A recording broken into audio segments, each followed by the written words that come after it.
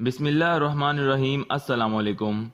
دوستو، کرولش عثمان Ertugrul Ghazi کے بیٹے عثمان غازی کی زندگی پر بنی ایک تاریخی سیریز ہے، اور ڈیرزل ارطغرل دیکھنے والے بہت سے ناظرین کرولش عثمان سیریز میں بھی بہت دلچسپی رکھتے ہیں، اور ان کو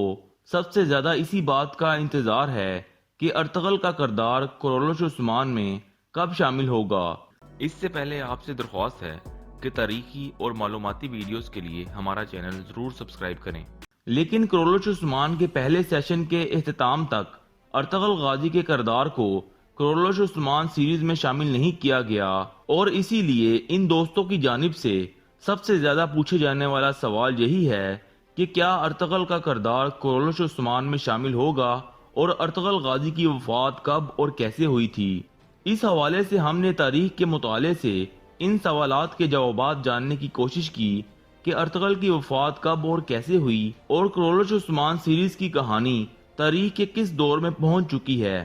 دوستو، جہاں تک سوال ارطغرل غازی کی وفات کا ہے، اس حوالے سے ہمیں ان کی تاریخ کا خلاصہ جاننا بھی ضروری ہے۔ تاریخ میں موجود ارطغرل غازی نامی کائی قبیلے کے سردار کا ذکر سب سے پہلے ہمیں اس وقت ملتا ہے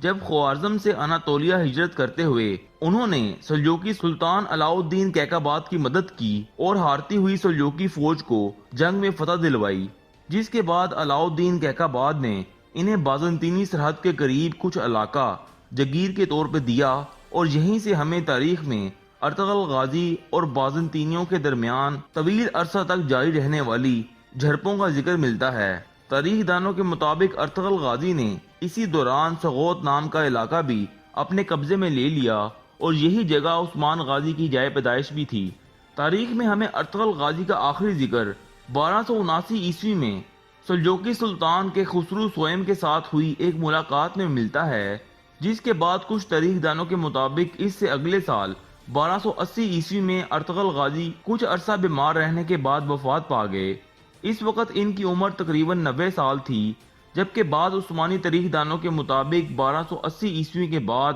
ارطغرل غازی نے اپنی عمر کے تقاضے اور بیماری کی وجہ سے اپنے قبیلے کی تمام تر ذمہ داری اپنے بیٹے عثمان غازی کے سپرد کر دی تھیں، اور اپنی عمر کے آخری 8 سال اپنے قبیلے میں خاموشی سے گزارے، جس کی وجہ سے باہر کے لوگوں میں یہ افواہ پھیلی کہ وہ وفات پا چکے ہیں، جبکہ ان کی اصل میں تاریخ وفات 1288 عیسوی تھی۔ تو دوستو، اس سے ہمیں دو باتیں پتہ چلتی ہیں کہ ارطغرل غازی کسی جنگی مارکے میں شہید نہیں ہوئے، بلکہ ان کی موت ایک طبی موت تھی، جبکہ ان کی وفات کا اندازہ 1280 سے 1288 عیسوی تک لگایا جاتا ہے۔ اب دوستو، سوال ہے کہ کیا ارطغرل کا کردار کرولش عثمان میں شامل ہوگا؟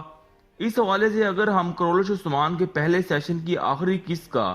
تجزیہ کریں تو آپ کو عثمان غازی ایک قلعہ فتح کرتے ہوئے نظر آئیں گے، جو کہ کراچا حصار کا قلعہ ہے، اور تاریخی اعتبار سے عثمان غازی کی سب سے پہلی فتح یہی کراچا حصار قلعہ تھی، جو انہوں نے 1288 عیسوی میں فتح کیا تھا۔ تو دوستو، اگر پروڈیوسر محمد بوزداغ کرولش عثمان سیریز عثمانی تاریخ دانوں کے مطابق آگے بڑھا رہے ہیں، تو 1288 عیسوی وہی سال بنتا ہے جب عثمان غازی نے کراچا حصار کا قلعہ فتح کیا تھا، اور عثمانی تاریخ دانوں کے مطابق اسی سال 1288 عیسوی میں ارطغرل غازی کی وفات ہوئی تھی۔ تو دوستو، کرولش عثمان کی تاریخ 1288 عیسوی تک پہنچ چکی ہے۔ اگر پروڈیوسر بوزداغ کی جانب سے